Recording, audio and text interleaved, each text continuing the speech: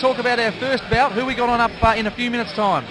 Yeah, we've got Royrie Upton versus Mike Esgandari in the light middleweight, which is at 67.6. It's a 6 by 3 minute round fight.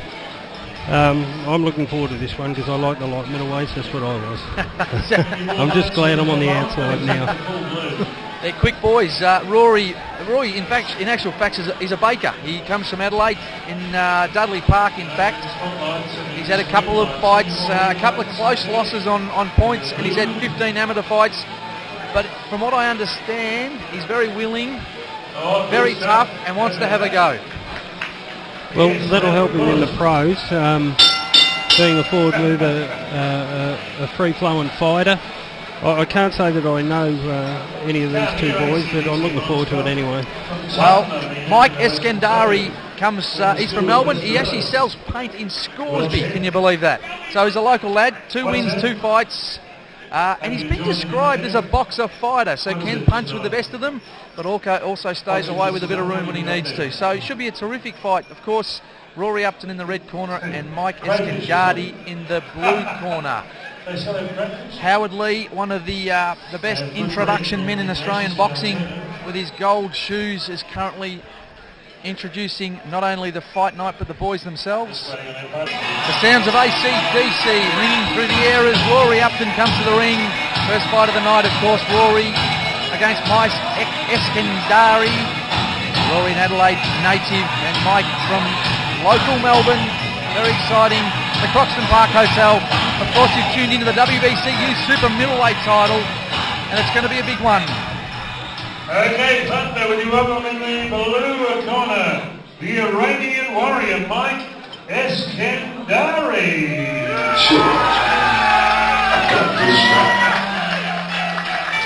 Mike Esgandari, 2 wins, no losses. So a couple of boys, Frank Ropus, early in their career, trying to establish themselves. They've both had a couple of fights each. Probably very, very nervous on such a big occasion tonight. It should be a fantastic opener to watch a great fight night. Well, Rory, just looking at him before the other gentleman jumps in the ring, he looks certainly fit as hands could make him. He's got strong legs, strong abdomen, and he looks a very willing customer. Well, Howard Lee introduced Mike Esgandari as the Iranian warrior. Self-proclaimed, by the way, Frank. He names himself that, so I think that's okay. Scheduled 6 rounds of interstate super welterweight boxing. Judges Ellen McCall, Ignatius Miscellaneous, and Samantha Hulner. Ringside position, Dr. James Tan. Matt Rovers, former Australian lightweight champion. Welcome to the Croc Boxing at the Croc. Saturday night fights, Murray Thompson, Fighters Factory Promotions, Blackburn. This is Murray's 65th professional promotion. No other promoter in Australia has promoted more shows. How about a round of applause for Murray Thompson, Fighters Factory. September 21, AFL preliminary final night in conjunction with Malcolm Dolman, Clockwork Services, joining Fighters Factory. Thank you, Malcolm. 6 rounds of boxing, super welterweight. Would you welcome on my right, occupying the red corner. He was born in Melbourne Town, he lived in Greensborough and Diamond Creek. Now he calls Alpinga, South Australia, his home.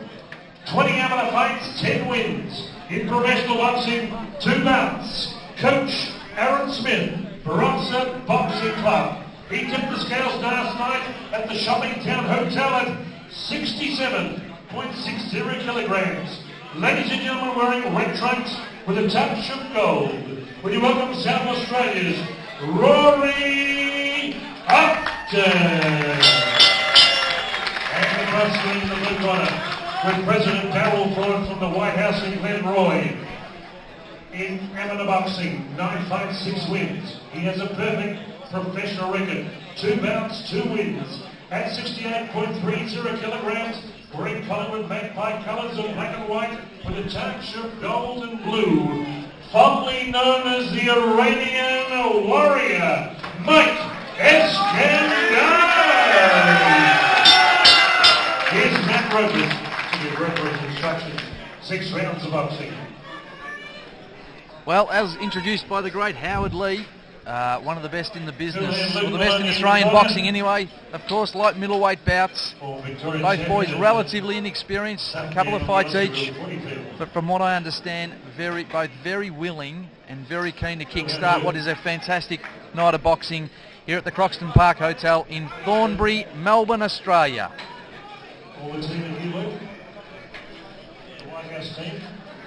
Just looking at both components, they're very keen. Very keen.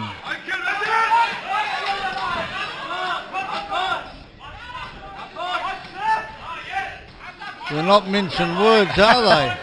Well, Upton looks the more powerful of the two at the moment.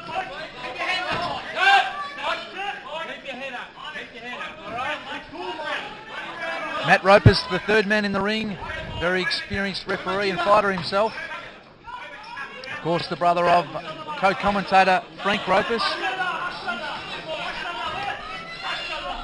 A lot of power in all these punches at the moment.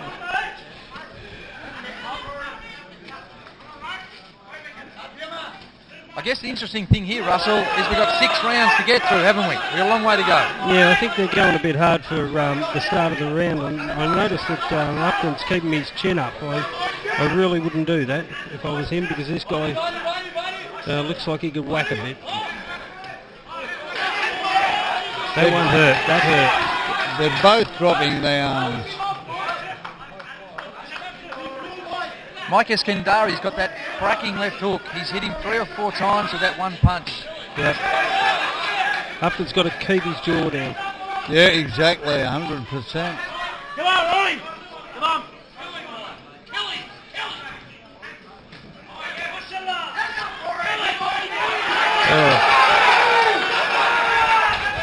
A little bit shaky, Upton.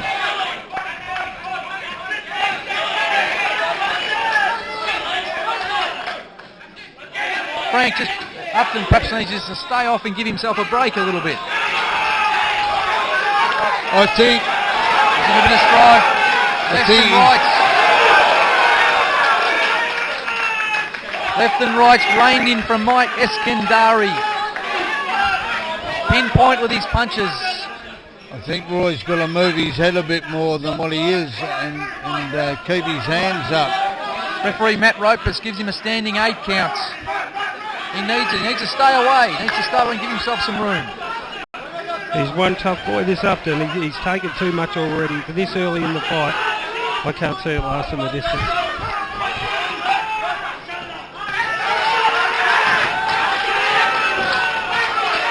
Big punches from Esgandari. Big punches. Oh, right hand again. Another one. Geez, referee Ropus has had a good look. He's had a really long look at Upton.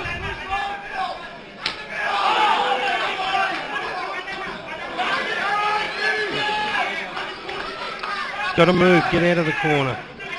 It's not a good look. It's not. Not a good look at all. Hang on, he needs to hang on to him. What a round, come on! Royrie Upton struggles to survive as Mike Esgandari, fantastic round. Rory coming out steaming. Well, I think Rory's toughness is going to go against him. I think you can't cop that that many punches for so long and still stand up. He was very clean, Mike, initially, wasn't he? He keeps his gloves up. He's very crisp. He hasn't had a loss yet. He definitely knows how to fight. Frank Ropus, what does he do now? What does Royrie Upton do now? He's in a bit of trouble. He's lost the first round. He's got another 5 to go. What's he got to do? Look, his heart's in the right place, but he just hasn't got the head evasiveness. He's like a magnet to Esgandari's fist. His head's like a magnet to it. He's got to keep his hands up and keep his head down. He had the right idea, but, because he's a lot shorter than the other guy and he hasn't got the same reach, so he was getting up on him, but at what cost? Well, Esgandari slowed down a little bit and might have taken the wind out of him that first round. Yeah, well, he did go pretty hard too. Let's going to be a toss-up. Is Esgandari going to tire out, or is Upton going to hit the mat? Although he's come back a little bit in this round. Good left and right. Esgandari's got that great left jab, hasn't he? He's just picking away at him. Upton's a little bit more raw, I suggest. Yeah, it's I wouldn't say any of these fighters look experienced. It's very, very sloppy. Nice left foot. Right hand again. Another right hand. Upton's in trouble again. He's a tough boy. Oh. He seems to be getting hit with every punch Esgandari throws. But he's taking him. He is one tough boy. Matt Roper's the referee, the third man in the ring, is having a very close look. Very close look. But if you look at Upton's eyes, they just look clear. He doesn't look phased at all.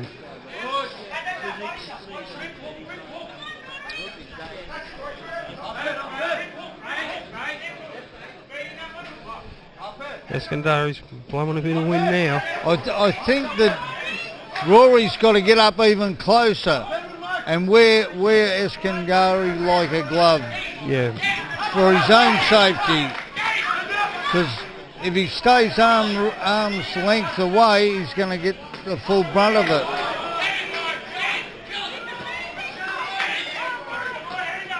Yeah, you're right, Frank. He's just staying away at the right distance.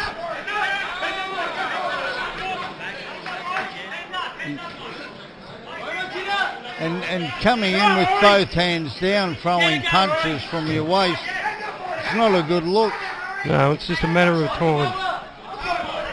But you got to think this is the second round. They've got another 4 after this. At this pace, I don't know how they're going to do it.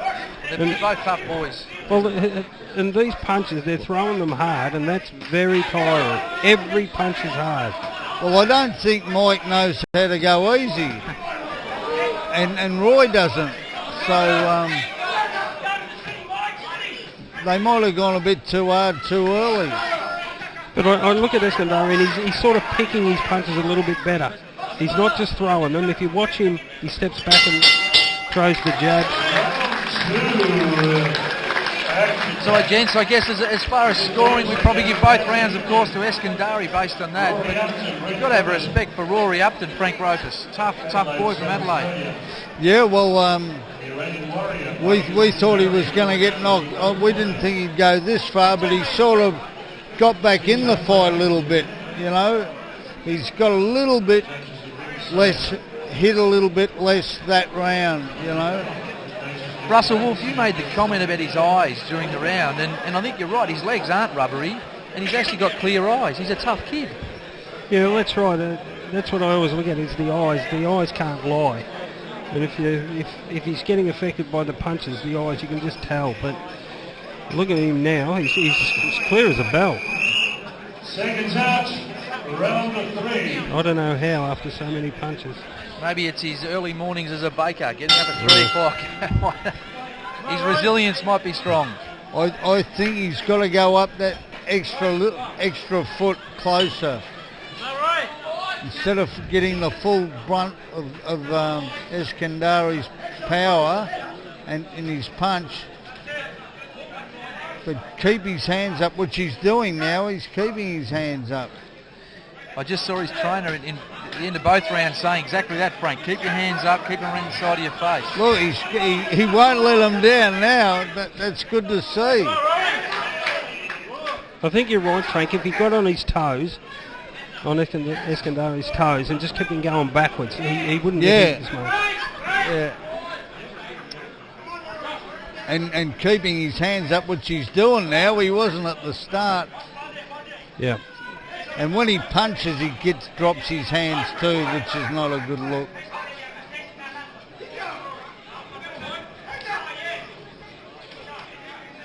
Actually, you made a good point there, Frank, and Rory just did it then, got him up on the ropes and got into his chin, and he gave Esgandari no room to punch. Yeah. Exactly like this. Yeah, exactly, and that's where he should stay. He should keep getting up there. and get Esgandari's back straight up and his legs together. So he's off balance, just like there. Big left hand by Esgandari. Right, another right. That's it. Referee Matt Ropers, as the towel gets thrown in by Royrie Upton's trainer, stops the fight at the same time. Look, he's a tough boy, Upton, but Esgandari just a bit too good, Russell Wolf. Yeah, I think when he went backwards then he got him with a good right hand. You could see, I can see Upton's eyes now, and they are a little bit hazy. The referee and the trainers did the right thing by stopping that fight. Yeah. Well, Esgandari goes on to 3 wins and no losses, and actually looks like a likely prospect, I think, based on that, Frank Ropers. Yeah. Well, I opened my mouth at the wrong time, but yeah, Esgandari, he's got potential. He's promising. He's got good height, good reach. You know, he's got courage. There's no doubt about that. He's going to gain a lot of experience from this fight, because he went a little bit too hard too early, and I noticed he dropped back a gear or two. And but if you notice, Frank, when, like you said before, when he got his opponent at distance, he threw nice, sharp, clean punches. But if you were going to fight Esgandari, you'd be on his toes. You wouldn't dare stay at arm's length. No, he's powerful. He's got some hard punches. He's a dangerous unit with the power. I guess the question is, can Mike Esgandari, who's a local boy, can he win an Australian title, Frank? Do you see promise? Oh, look, he's got the character. He looks fit enough. He's got reach on his side. He's got height, and he's got a good corner men, good people in his corner, and he undoubtedly has got the endeavour there. So time will tell. What a tough ask it was. First bout of the evening. Thank you, Damien. The time was 1 minute 40 seconds into round 3. Referee Matt Ropers stopped the action. Your winner, the Iranian warrior, Mike Esgandari. How about a big round of applause for a gallant warrior, got plenty, Royrie Upton from South Australia. Tough son of a gun. How about 3 cheers for Mike? Hip hip? Hip hip? Right. Hip hip? We're going to talk to Mike and his coach and all the team. Okay. Mike, you come across the centre ring. He was a tough son of a gun. He made some big bombs on him.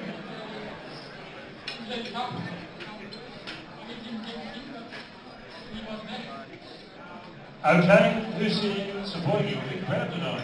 Thanks, guys. Thanks for saying that, Darryl. My brothers, all my friends. Thank you. Okay, well done. President Court, come across. This young man's pretty explosive. I don't know his hairstyle now. You've got nice hair too, but he's pretty explosive. Darryl's a hairdresser. I've got him in many other things, but anyway, good Darryl. Boy trains now, and he does everything right. It's not him, and he's a tough boy. Comes from a hard life, and he knows,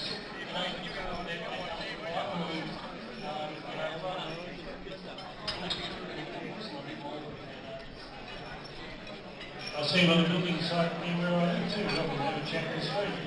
Yeah, if anybody needs any paint or rendering, come and see us. He's coached up over in not so Well, Darryl forms the team with the Iranian warrior. Give a big round of applause for the centre.